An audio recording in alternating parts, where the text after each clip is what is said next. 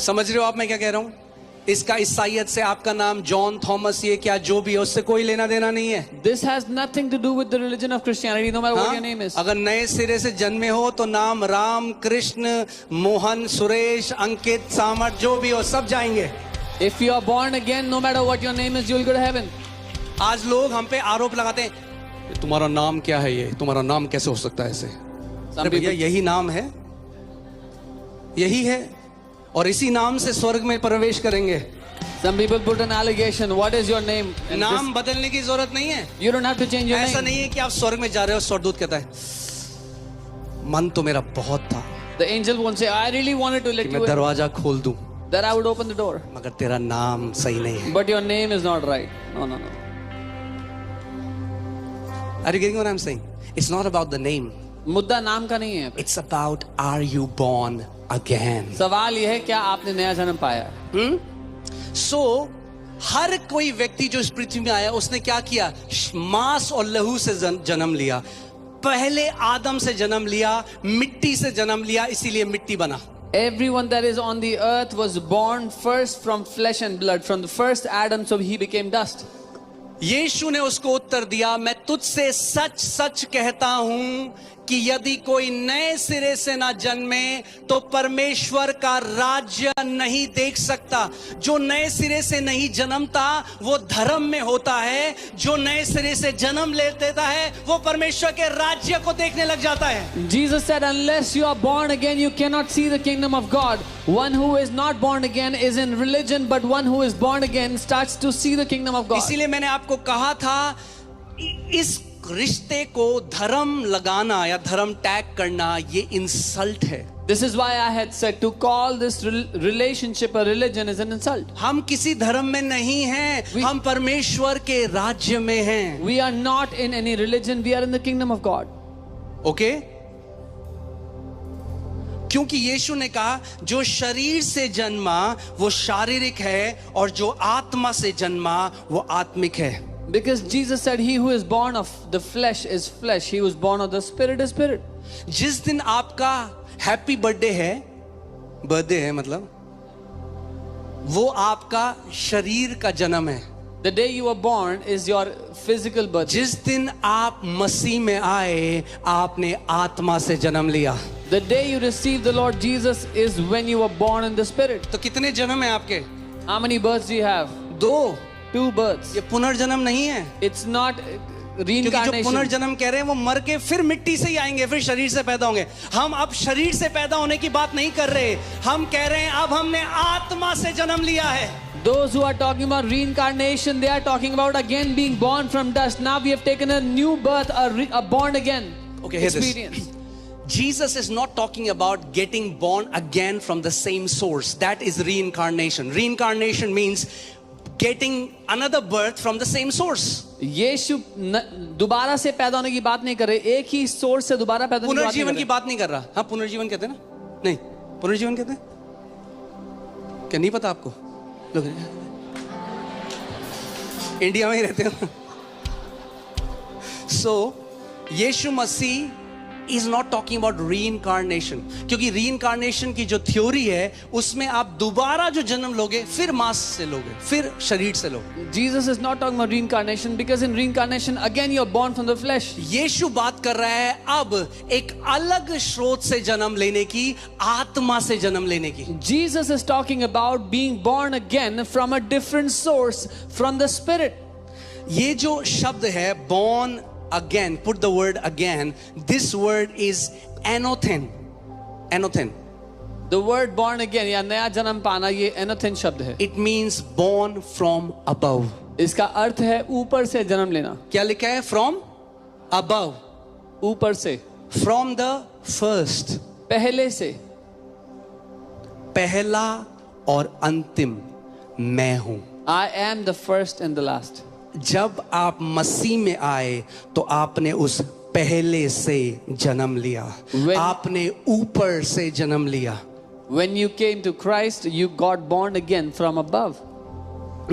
तो कुछ लोग हैं जो नीचे वाले हैं, कुछ लोग हैं जो ऊपर वाले हैं। So there are- पहले हम बेसमेंट वाले थे, जब हमने मसीह को जान लिया अब हम ऊपर वाले हैं। So there are some who are from below and there are some who are from above. Before we were from below, but now that we have Jesus, we are from above.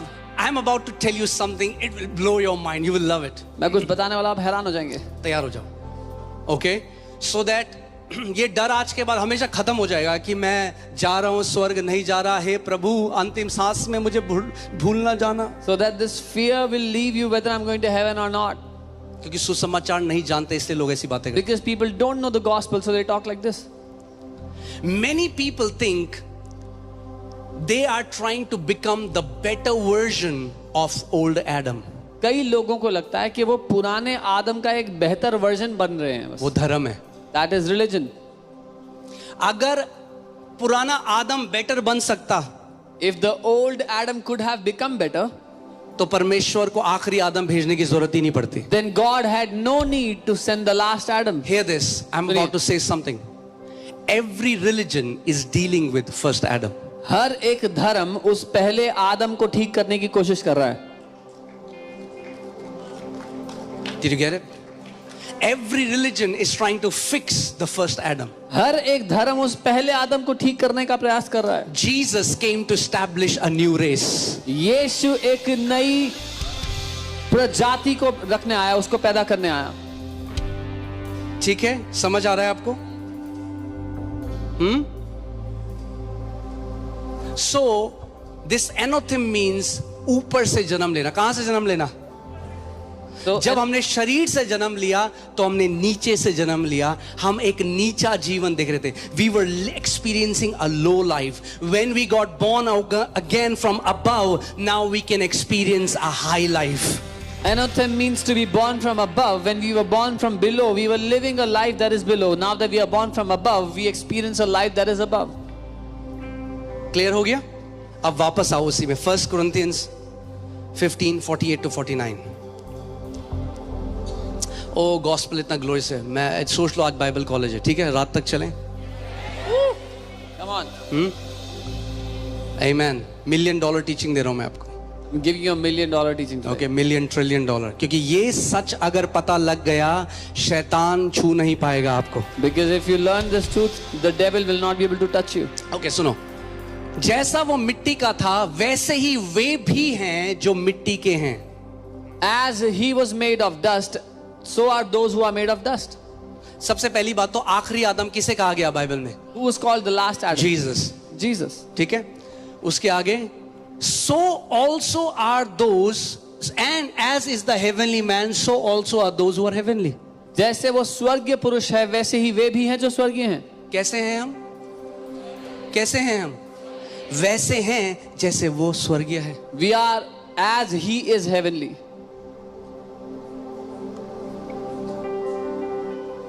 आप आज भी अपने आप को पुराने आदम में देखते हो। Even You still today- see yourself as old Adam. That's the problem. यही दिक्कत है। यीशु मसीह ने कहा तुम सत्य को जानोगे और सत्य तुम्हें हर एक बंधुआई से आजाद करेगा। Jesus said, "You will know the truth, and the truth will set you free from every bondage." हम क्या कोशिश कर रहे हैं? हम सोचते हैं हम हैं earthly, What we are trying to do is we think we are earthly, और हम मेहनत कर रहे हैं And कि we are जितनी laboring. ज्यादा मेहनत करेंगे हल्के हल्के हेवनली बनेंगे। as we will labor, the more we labor, slowly we'll become heavenly. Bible says The Bible says. those who are born of first Adam, as he is a man of dust, they are man of dust. Those who are born from above, as is the heavenly man, so they are heavenly. Bible कहती है जैसा वो पहला आदम था जो मिट्टी से जन्मा था, वैसे ही वो है जो उसके स्वरूप में जन्मे हैं। लेकिन जैसा वो स्वर्गीय मनुष्य है जो स्वर्ग से आया, वैसे ही वो है जो उससे जन्मे हैं। आप मजा नहीं आएगा आपको ये सुन के ना ज्यादा। मैं बोलता अभी ओ हालेलुया, ओ लॉटरी निकल रही है इसकी, आमीन। अरे ये लॉटरी निकल गई तो जिंदगी में किसी लॉटरी की जरूरत नहीं पड़ेगी। If you know this lottery, you'll not need a lottery in your life. सुसमाचार समझ गए तो हाई लाइफ देखोगे, उड़ोगे स्पीड में जिंदगी में। If you understand the gospel, you will experience a high life. You will live a life of speed. Okay, so Paul is making a bold contrast. पौलुस एक बहुत बड़ा अंतर कर रहे हैं यहाँ पे। He's saying first Adam represents the man of dust. वो कह रहे हैं पहला आदम मिट्टी के मनुष्य को दर्शाता है। He represents humanity's fallen nature. वो इन मनुष्य जाति के गिरे हुए दशा को दर्शाता है। Every person born into this world carries that fallen DNA, हर एक मनुष्य जो पृथ्वी पे पैदा होता है उस गिरे हुए बनावट में है, marked by sin, limitation and mortality. जिस पर पाप की छाप है, सीमाएं हैं उस पर और मरणहार है। And then he talks about the heavenly man that is Jesus. और फिर वो बात करता है उस स्वर्गीय पुरुष की जो यीशु है। And Jesus introduces a new species on this earth. और यीशु इस पृथ्वी पर एक नई प्रजाति को पैदा कर देते हैं, Heavenly, divine and eternal. जो स्वर्गीय है, अलौकिक है और अनंत के लिए है।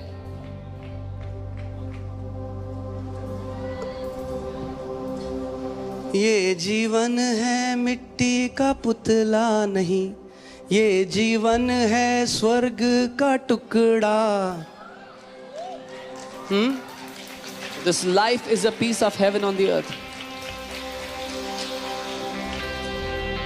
ना पानी गले ना आग से जले, हालेलुया।